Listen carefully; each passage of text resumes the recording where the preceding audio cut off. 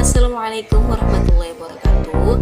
Perkenalkan, nama saya Sulistiani. Saya dari jurusan Taders Biologi kelas C dengan nomor NIM 208106052.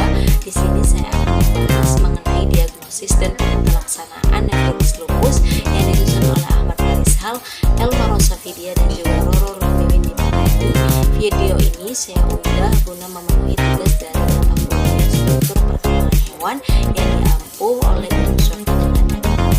lupus eritematosus sistematik atau LES ini merupakan penyakit inflamasi autoimun kronis menyebabkan penyakit multi organ tubuh manusia dengan gambaran klinis yang luas serta tampilan perjalanan penyakit yang beragam akibat reaksi antibodi. Nah, nefritis lupus ini merupakan inflamasi pada organ ginjal dan pada kasus LES dapat mencapai insidensi lebih dari 70% pasien LES mengalami keterlibatan ginjal sepanjang perjalanan penyakitnya. Dalam melakukan diagnosis ini terdapat dua metode yang dilakukan. Yang pertama yaitu dengan mengidentitas pasien terlebih dahulu, lalu yang kedua yaitu dilakukannya anamnesis. Metode selanjutnya yaitu anamnesis. Nah, anamnesis ini di dalam anamnesis terdapat tahap-tahap yang harus dilakukan. Yang pertama menanyakan mengenai keluhan utamanya, lalu yang kedua keluhan tambahan, yang ketiga riwayat perjalanan penyakitnya, yang keempat riwayat penyakit masa lalu gitu atau dahulu. Nah, yang selanjutnya riwayat penyakit dalam keluarga gitu, ada penyakit turunan atau tidak, dan yang terakhir ada riwayat sosial ekonomi. Metode yang pertama itu mengenai identitas pasien.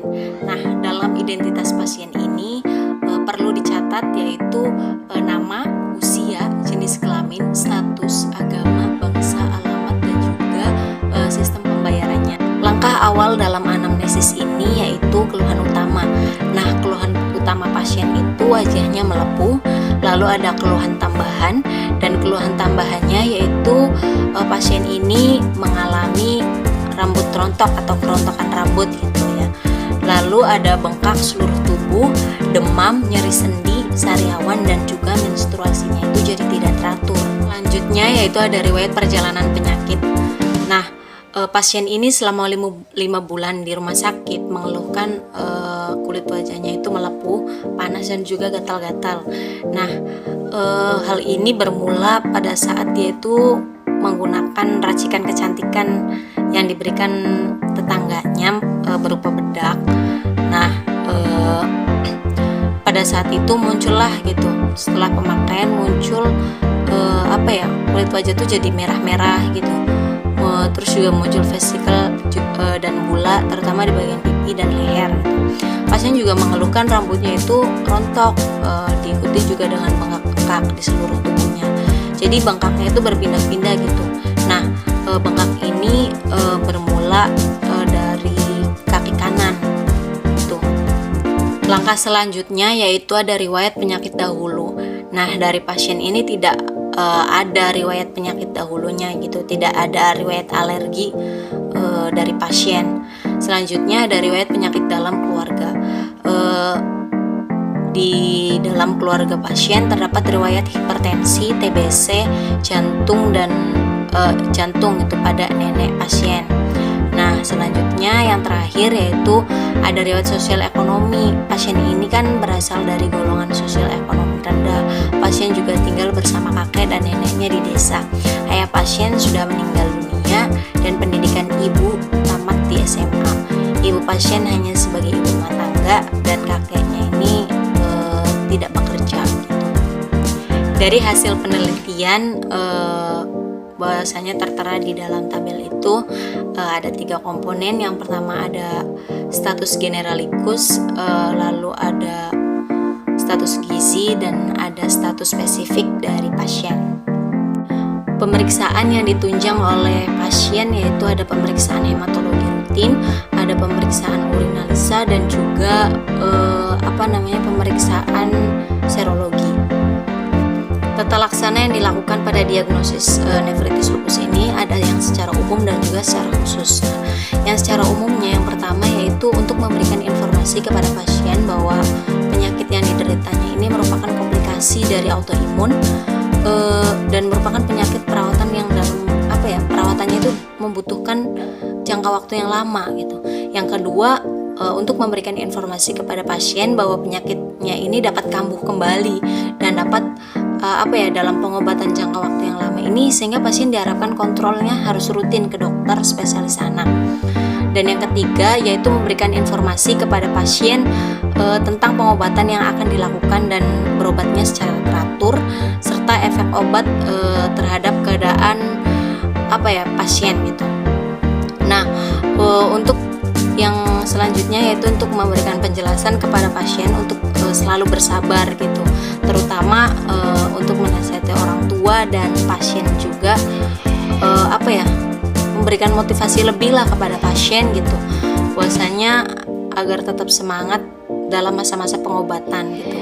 Di lain sisi juga diharapkan orang tua pasien ini lebih peduli terhadap tanda-tanda emergensi seperti sesak napas yang berat dan juga penurunan kesadaran. Nah, tata laksana secara khususnya itu sistemik injeksi.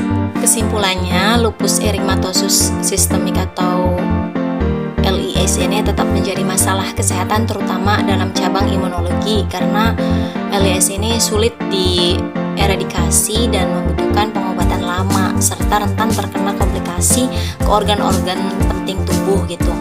Akibat reaksi antigen antibodi ini menegakkan diagnosis LES dianggap sulit dikarenakan perjalanan penyakit yang dinamis dan selalu berubah-ubah gitu sesuai kondisi pasien, sehingga diperlukan pemeriksaan penunjang sebagai gold standard diagnosis yaitu berupa serologi profil ANA dan dsDNA. LES juga berdasarkan penelitian 70% ini menyerang organ ginjal dan menyebabkan nefritis lupus yang jika saja telat maka pasien ini akan mengalami gagal ginjal. Nah, pengobatan multifarmasi dibutuhkan untuk mengeliminasi reaksi antigen antibodi dan menghilangkan gejala simptomatis serta harus dilakukan pengawasan dengan seksama terutama efek samping obat dan perjalanan dinamis LES. Kesabaran dan kesungguhan ini menjadi dasar utama dalam pengobatan LES dikarenakan pengobatannya ini jangka panjang gitu dan efek samping obat yang menimbulkan manifestasi lain gitu. Nah, edukasi dan motivasi menjadi modal utama gitu untuk pasien dan orang tuanya gitu agar selalu berada dalam follow up sehingga hasil dapat terarahkan dengan baik. Mungkin cukup sekian pemaparan dari saya, kurang dan kurangnya mohon maaf. Wallahul muwaffiq ila aqwamit thoriq. Wassalamualaikum warahmatullahi wabarakatuh.